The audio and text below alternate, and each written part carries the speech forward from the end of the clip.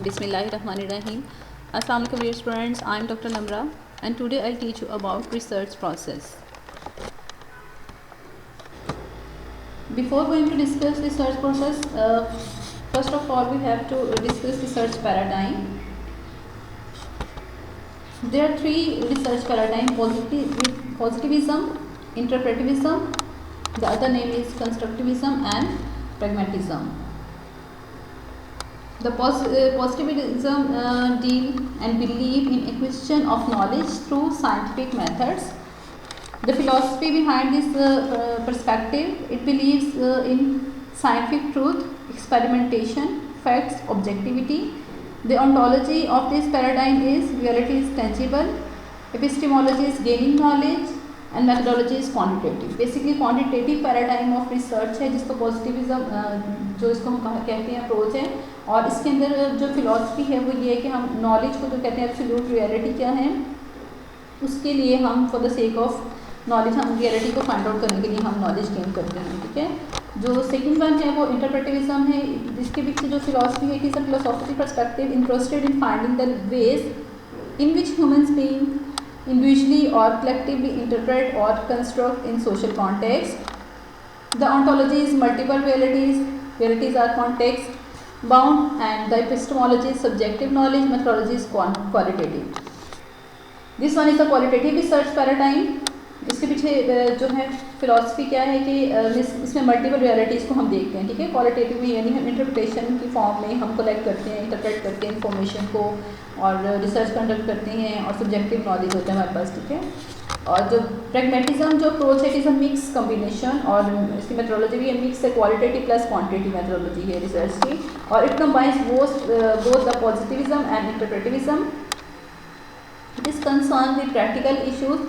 Researchers are the fallibilist knowledge as practical and useful.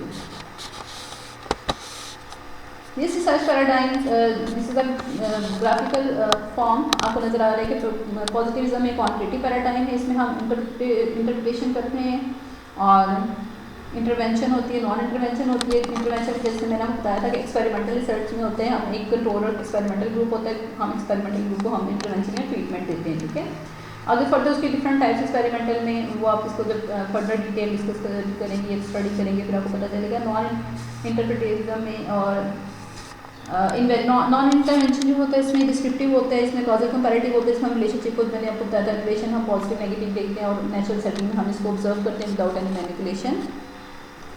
Qualitative जो है वो paradigm जो है, इसके अंदर फिनोमेनोलॉजी है और ग्राउंडेड थ्योरी है, एथनोग्राफी है और केस स्टडी है. बेसिकली सारी टाइप्स में हम क्वालिटेटिव रिसर्च की. क्वांटिटेटिव में हम क्वांटिटेटिव रिसर्च के टाइप्स को डिस्कस करते हैं, एक्सपेरिमेंटल है, कॉजल कंपैरेटिव है, डिस्क्रिप्टिव है.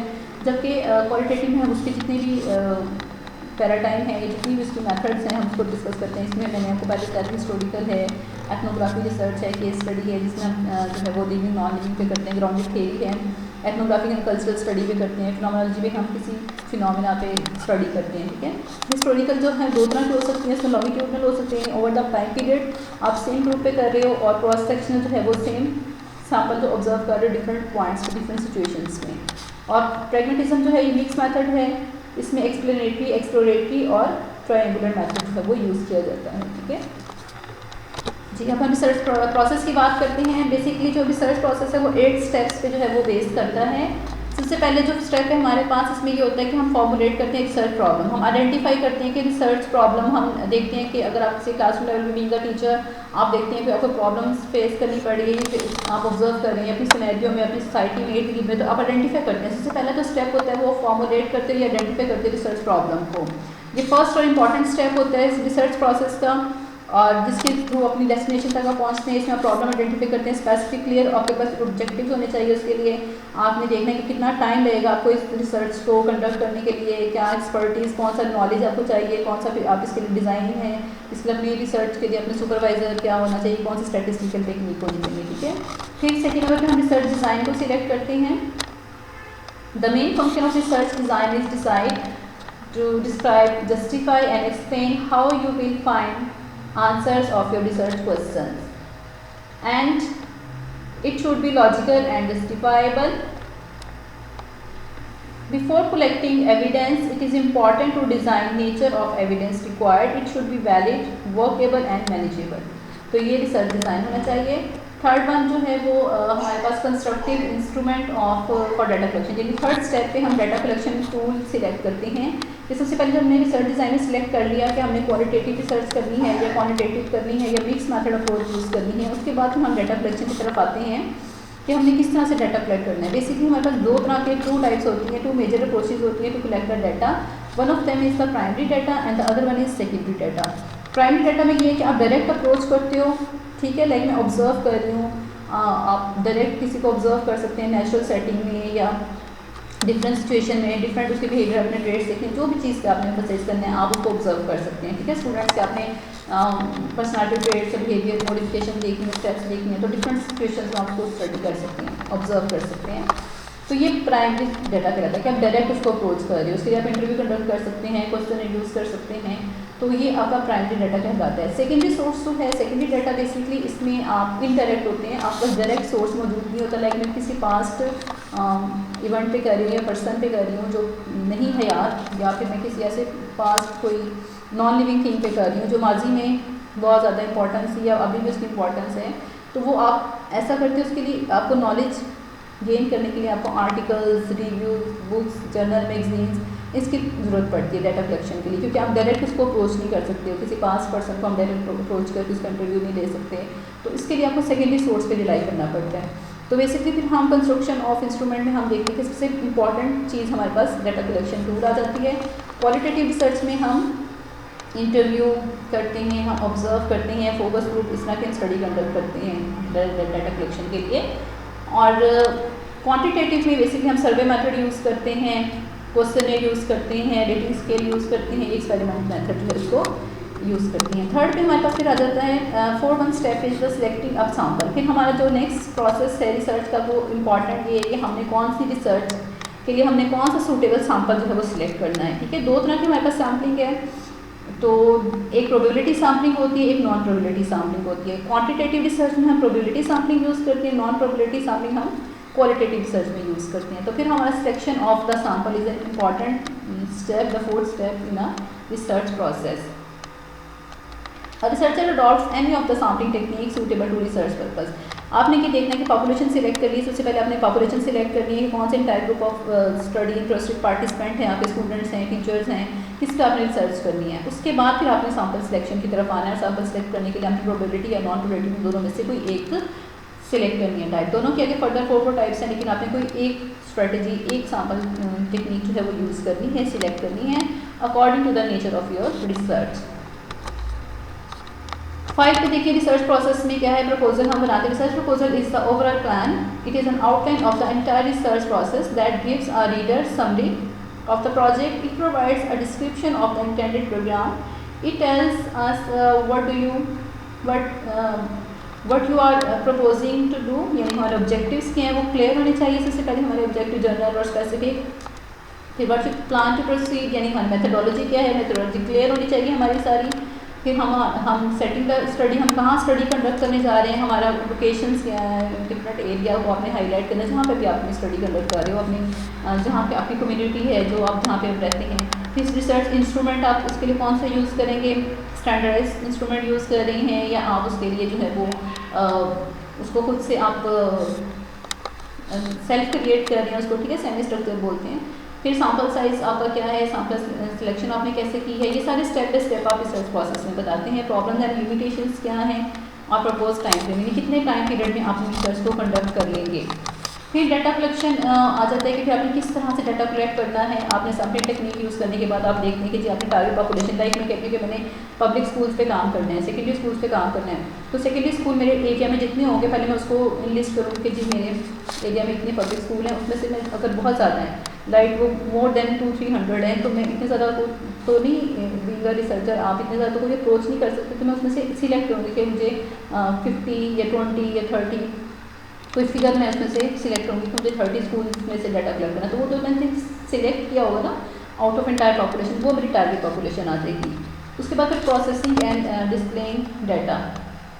फिर आप बताते हैं कि जी आपने किस तरह से आपने अपने descriptive statistics and influential statistics according to nature of the research, आपने कौन सा रिसर्च स्टैटिस्टिक्स डाटा एनालिसिस के लिए यूज़ किया है, इसमें आप डाटा एनालाइज करते हो अपना डाटा कलेक्ट करने के बाद, और फिर अपनी फाइंडिंग्स पे आप फाइनली आ जाती हो। तो अपनी फाइंडिंग्स फिर आपको बताती हैं कि आपने किस तरह से आपके क्या रिजल्ट्स हैं स्टडी के, ठीक है।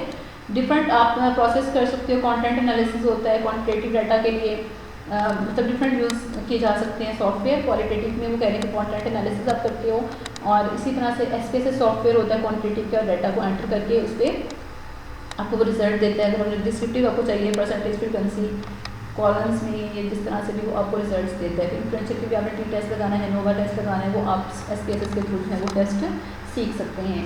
और SPSS क्या होता है, statistical package for social sciences.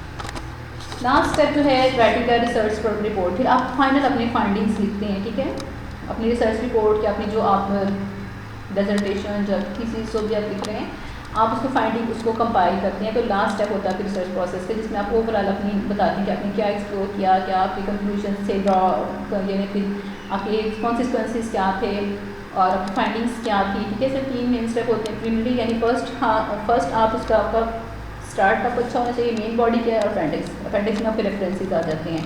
Research report is always written in past tense, ठीक है, हमेशा जब आप रिसर्च वर्क करते हो उसको पास्ट टेंस में लिखते हो। जब आप रिसर्च प्रपोजल बनाते हो तो फ्यूचर में लिखते हो कि मैं ये करूँगा, select sample and select population this and that. लेकिन जब आप कर लेते हो किसी को या रिसर्च को, तो आप उसको हमेशा पास्ट टेंस में करते हैं कि मैंने research used this one and this one, selected this sampling technique this and that. और फिर जो अपेंडिक्स होते हैं वो APA यानी कि American psychological association APA style जो है वो उसमें आप इसको मेंशन करते हैं। और जो डिफरेंट एडिशंस जो है वो अवेलेबल होते हैं। रिसेंटली जो है वो 7th एडिशन जो है वो यूज़ किया जाता है, तो इसके थ्रू आप जो है अपना रिसर्च का कंप्लीट प्रोसेस करते हैं। जी, हाइपोथेसिस जो है इसकी सिलेक्शन भी इंपॉर्टेंट एलिमेंट होते हैं। जब हम ऑब्जेक्टिव्स बना लेते हैं उसके बाद हम अब देखिए हमने एक्सपेरिमेंटल स्टडी करनी है या कॉजल कंपैरेटिव स्टडी करनी है, तो उसके लिए हमारे पास हाइपोथेसिस जो है वो ज़रूर रहने चाहिए। तो हाइपोथेसिस जो है वो इंडक्टिव हाइपोथेसिस हो सकते हैं, स्पेसिफिक टू जर्नल हम बनाते हैं। डिडक्टिव में जो है वो हम उसके ऑपोजिट चले जाते हैं, यानी डिडक्टिव में हाइपोथेसिस हम drive from theory that provide evidence, यानी हम पहले रिजल्ट्स को डिस्कस करते हैं, फिर हम इंडक्टिव में जर्नल से स्पेसिफिक जर्नल जाते हैं, डिडक्टिव में हम जर्नल से कॉम्प्लेक्स की तरफ। रिसर्च हाइपोथेसिस होते हैं बेसिकली वो ये कह रहे हैं कि ये एक्सपेक्टेड रिलेशन होते हैं, यानी बिटवीन 2 वेरिएबल। हमेशा हमारी रिसर्च में एक डिपेंडेंट और दूसरा इंडिपेंडेंट वेरिएबल होता है। नॉन डायरेक्शनल हाइपोथेसिस होते हैं वो रिलेशनशिप को बता रहे होते हैं कि इसमें जो है इफेक्ट आ रहा है नहीं आ रहा है। डायरेक्शनल जो हाइपोथेसिस होते हैं वो आपको डायरेक्शन इंडिकेट करते हैं, हाई लो मीडियम इफेक्ट, कितना इफेक्ट आ रहा है, एग्जिस्ट कर रहा है, इनको हम अल्टरनेटिव हाइपोथेसिस भी कहते हैं। नल हाइपोथेसिस जो होता है वो हमेशा ये H नॉट इसको रिप्रेजेंट करते हैं और ये कहते हैं कि नो रिलेशन बिटवीन 2 वेरिएबल्स, और ये हमेशा कहते हैं कि there is no difference between 2 variables this and that, ठीक है। उसके बाद सोर्सेज ऑफ हाइपोथेसिस क्या है, जनरल कल्चर हो सकता है, साइंटिफिक थ्योरी हो सकती है, पर्सनल एक्सपीरियंस या एनालिसिस की बेस पे आप जो है वो अपने हाइपोथेसिस जो है वो बिल्डअप करते हैं। टाइप 1 एरर, टाइप 2 एरर हमारी स्टडी में कब एग्जिस्ट करता है, जब रिसर्चर जो है ट्रू नल हाइपोथेसिस को बाय मिस्टेक जो है वो रिजेक्ट कर दें तो टाइप 1 एरर आ जाता है, और अगर हम किसी फॉल्स नल हाइपोथेसिस को एक्सेप्ट कर लें तो टाइप 2 एरर जो है वो कंडक्ट होता है हमारी रिसर्च में। फिर सैम्पलिंग है द नेक्स्ट स्टेप कि पॉपुलेशन क्या होती है, इंटरेस्टेड ग्रुप ऑफ पार्टिसिपेंट जिस पे आप रिसर्च कंडक्ट करना चाह रहे होते हो, sample the subset of population. फिर सैम्पलिंग प्रोसेस के आप सैम्पल टेक्निक यूज़ करते हो, अब एक सैम्पल सेलेक्ट करके प्रोबेबिलिटी है और नॉन प्रोबेबिलिटी है।